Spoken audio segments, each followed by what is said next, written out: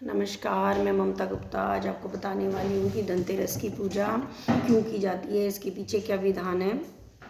तो वीडियो शुरू करने से पहले मैं आप लोगों को बता देती हूँ कि धनतेरस की पूजा करने के लिए ज़रूरी नहीं है कि आप सोना चांदी खरीदें। आपके सामर्थ्य के अनुसार पूजा इसमें की जाती है। अगर आपकी सामर्थ्य एक दीपक खरीदने की है तो आप दीपक खरीद कर ही भावपूर्वक लेकर आएँ और उसी से पूजा करें तो भगवान उससे प्रसन्न होते हैं।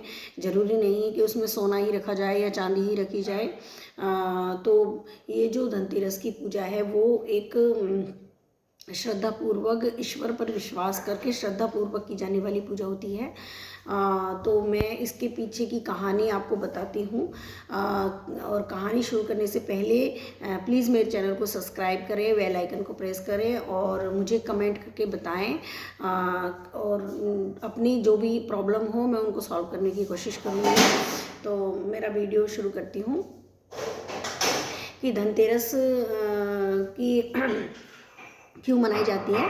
तो धनतेरस की कहानी की इस तरह से है कि एक बार विष्णु भगवान जी पृथ्वी भ्रमण के लिए निकले तो लक्ष्मी जी उनके पीछे पीछे चल दी। अब विष्णु भगवान जी बोल रहे कि भाई तुम मेरे पीछे पीछे क्यों चल रही हो, मैं तो दक्षिण दिशा की तरफ जा रहा हूँ। तो लक्ष्मी जी बोली नहीं, मैं तो आपके साथ ही चलूँगी प्रभु, जहाँ आप जाओगे मैं वहीं चलूँगी। अब वो उनके पीछे पीछे चल दी। अब रास्ते में एक गन्ने का खेत मिला। तो लक्ष्मी जी जो गन्ने पर मतलब उनका मन हो गया।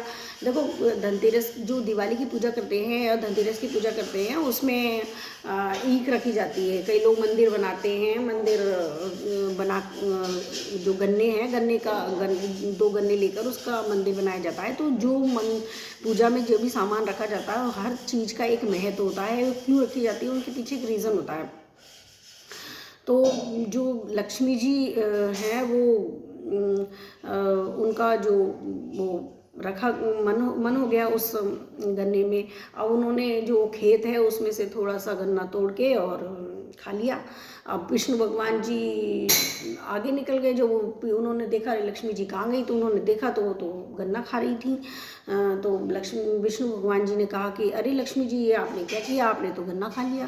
कि हाँ क्या हुआ प्रभु, मैंने गन्ना खा लिया। कि आप देखो किसी का सामान हम अगर बिना पूछे उठा लेते हैं, ले लेते हैं या हम किसी के घर में घुस जाते हैं तो ये सब चोरी कहलाती है। तो विष्णु भगवान जी बोले कि अब तो आपको इसका ऋण चुकाना होगा, आप कर्जदार हो गई हैं। आप इसका जो आपने गन्ना खाया है इसका आपको कर्जा चुकाना होगा। आपको यहाँ साहूकार के यहाँ जो भी इस गन्ने का मालिक है इसके घर आपको नौकर बन के रहना पड़ेगा, 12 वर्ष तक रहना पड़ेगा। तो अब क्या करती लक्ष्मी जी, उनके प्रभु ऐसा नहीं हो सकता कि नहीं आपको तो अब रहना ही होगा। तो लक्ष्मी जी हैं वो उन्होंने एक बूढ़ी माँ का रूप धारण किया और साहूकार के यहाँ रहने लगी।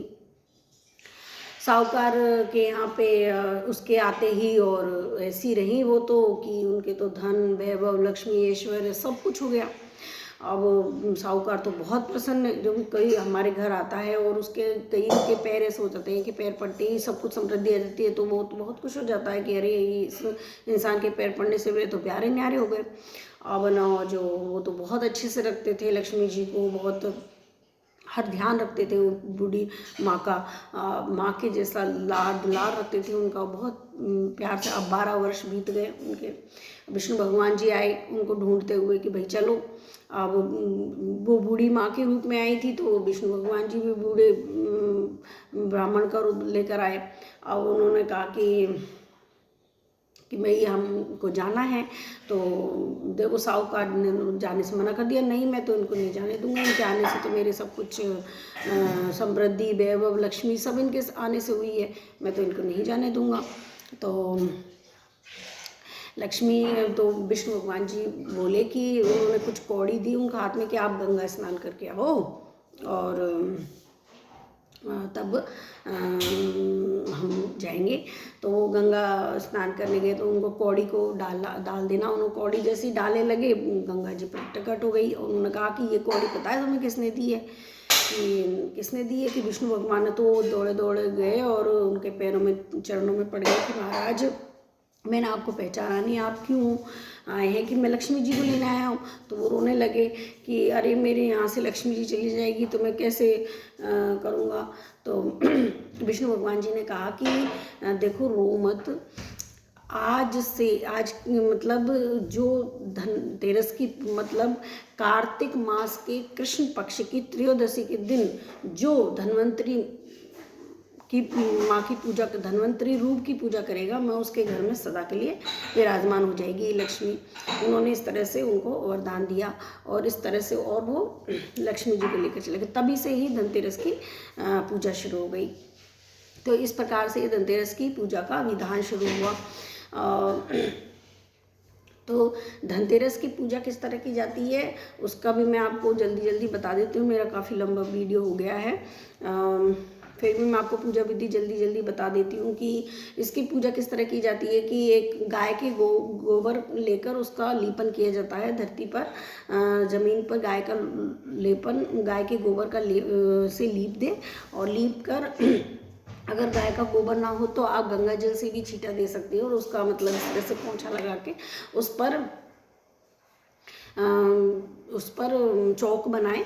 देखो चौक में रंगोली रंग का यूज़ नहीं होता, उसमें आटे और हल्दी से चौक लगता है। आटे में हल्दी मिलाकर उसका चौक बनाया जाता है। तो गोबर से उसको लीप ले और उसके ऊपर चौक बनाए। चौक बनाकर उस पर चावल या गेहूं के कुछ दाने डालकर पाटा रखें। पाटा रखकर उस पाटे के ऊपर लाल कपड़ा बिछाएं। लाल कपड़े बिछाने के बाद एक थाल लें और थाल में स्वास्तिक बनाएं। स्वास्तिक बनाकर हल्दी या कुमकुम से स्वास्तिक बनाएं। स्वास्तिक बनाकर उस पर एक चांदी का सिक्का रखें। चांदी का सिक्का ना हो तो आप सिंपल कॉइन भी रख सकती हैं, जो आपके पास 1 रुपये 2 रुपये 5 रुपये 10 रुपये का जो भी कॉइन है आपके पास वो रख सकते हैं। और उसको रख दें और 7 आटे के दीपक बनाएं। आटे में अगर आप हल्दी मिला लें तो बहुत बेस्ट हो जाता है। तो 7 दीपक बनाएं और उन पर लंबी बाती, किसी भी देवी की हम पूजा करते हैं तो उसमें लंबी बाती का यूज़ किया जाता है। तो 7 लंबी बाती के घी के दीपक रखें और एक तेल का दीपक लगाएं। और जो 7 दीपक हैं वो धन्वंतरी जो माँ का जो हम फोटो लगाएंगे उसके राइट साइड में वो 7 दीपक रखेंगे और एक जो हमने तेल का दीपक लगाया है वो हम लेफ़्ट साइड में रखेंगे। फोटो के लेफ़्ट साइड में रखा जाता है और बीच में हम जो है स्वास्तिक पर हम वो सिक्का रखेंगे। अब थोड़े से चावलों को हल्दी में करके हम उनसे उस पर और लच्छा वगैरह चढ़ाएंगे और आप चाहे तो उसको लपेट भी सकती हैं और लच्छा चढ़ा भी सकती हैं और उसकी पूजा करेंगे, सिक्के की पूजा करेंगे, क्योंकि उसमें सिक्के पर चित्र बना हुआ होता है। तो उस हम सिक्के की पूजा करेंगे उसको स्वरूप मानकर। फिर और उस पर चावलों से मंत्र बोलो तो मंत्र बोल लेना, नहीं तो आप उनका ध्यान रखते हुए उस पर चावलों से पूजा कर लेते हैं। पूजा करने के बाद हम कोई भी या तो घी शक्कर का भोग लगा सकते हैं या घर में कोई मीठा हो तो उसका भोग लगा दें।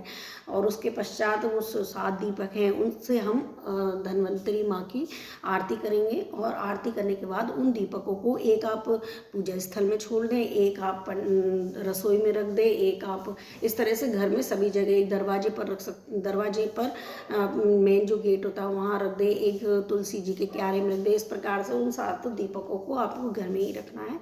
इस प्रकार से ये पूजा की जाती है। अब आपको मेरी ये कहानी और पूजा विधि अच्छी लगी हो तो प्लीज़ मेरे चैनल को सब्सक्राइब करें, बेल आइकन को प्रेस करें और मेरा वीडियो देखने के लिए बहुत बहुत धन्यवाद।